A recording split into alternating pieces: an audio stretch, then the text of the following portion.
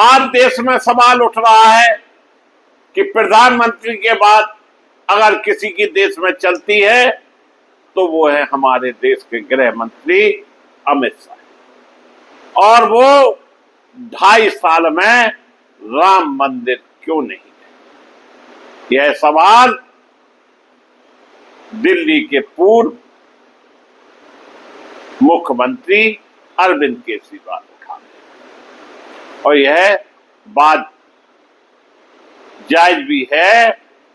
देश के लोग जानना चाहते हैं कि देश के गृह मंत्री राम मंदिर क्यों नहीं है। नमस्कार, मैं मुकेश सुदैनिया, आप देख रहे हैं सीधे बोली। 20 जनवरी 2024 को राम मंदिर की प्राण प्रतिष्ठा हुई थी।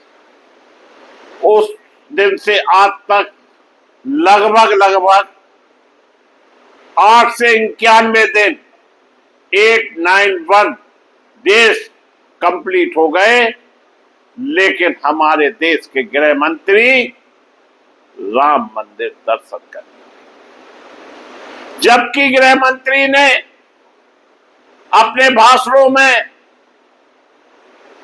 दर्जनों बार राम का नाम लिया होगा, राम के सहारे वोटों को लुभाया है, लेकिन खुद राम मंदिर नहीं है। हालांकि यह सवाल बड़ा नहीं है, लेकिन अब यह सवाल भी बड़ा बन गया। क्या देश के गृह मंत्री को भगवान राम के आशीर्वाद की जरूरत नहीं थी? क्या भगवान राम के चरण उन्हें नहीं छूना चाहिए थे? या फिर भगवान राम में देश के गृह मंत्री की श्रद्धा नहीं थी?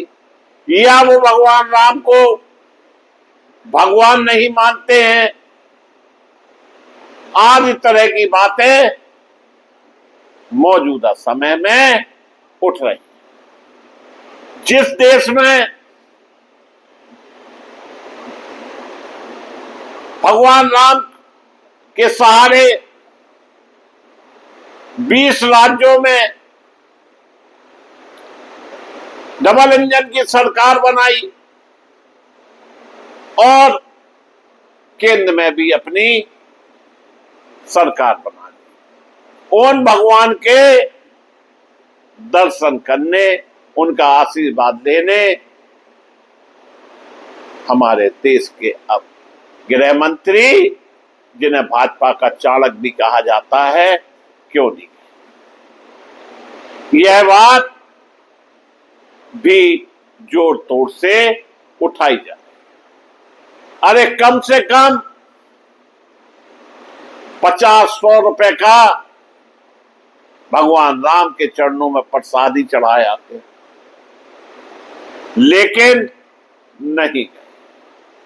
और जो मौजूदा समय में मुद्दा उठ रहा है कि भगवान श्री राम के मंदिर में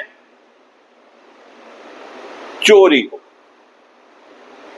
कुछ लोग कह रहे डकैती हो गई। अभी मुश्किल से आधा घंटे पहले मुझे एक व्यक्ति मिले, उन्होंने कहा पिछले माह हम अयोध्या दर्शन करने गए थे, लेकिन 1000 रुपए की पर्ची हमने चंदा के रूप में कटवाई। यानी देखिए, हर व्यक्ति के मन में कितना कष्ट है कि भगवान राम, जिसमें हर व्यक्ति की आस्था है, और वो सिर्फ घूमने गए थे, भगवान राम के दर्शन करने गए थे, फिर भी उन्होंने कहा कि भव्य मंदिर बन रहा है और 1000 रुपए वो अपनी तनख्वाह से कटवाए। इस तरह के एक नहीं अनेक लोग हैं जो कि भगवान राम के नाम पर कुछ ना कुछ देकर, लेकिन आज लगता है भगवान राम को भारतीय जनता पार्टी या राष्ट्रीय स्वयंसेवक संघ ने पेटेंट करा दिया, यानी इनका ही अधिकार है, यही मंदिर में दर्शन कर सकते हैं। अगर विपक्ष के नेता जाते हैं तो उनको होटल में अरेस्ट कर लिया।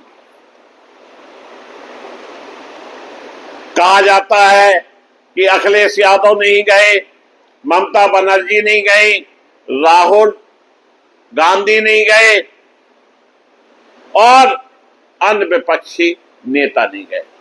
चलिए मान लिया कि वो नहीं गए, लेकिन भारतीय जनता पार्टी के चाणक्य देश के गृह मंत्री अमित शाह क्यों नहीं गए, यह देश के लोग पूछ रहे हैं।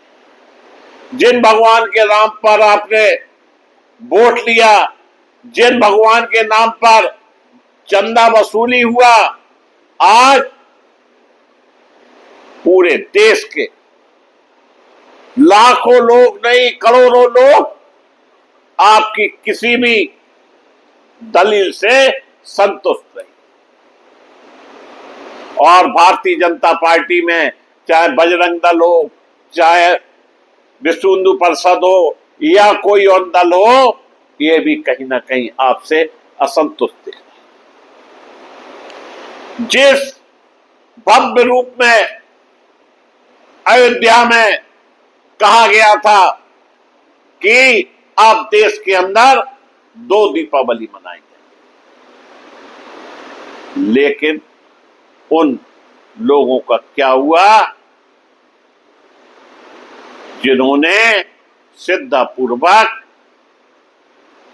मंदिरों में कीर्तन किए थे, रात्रि जागरण किए थे, भंडारा कराया था कि भगवान राम आ गए। आज उसी मंदिर में चोरी हो जाना बड़े कष्ट की बात है। और जो मुख्य आरोपी है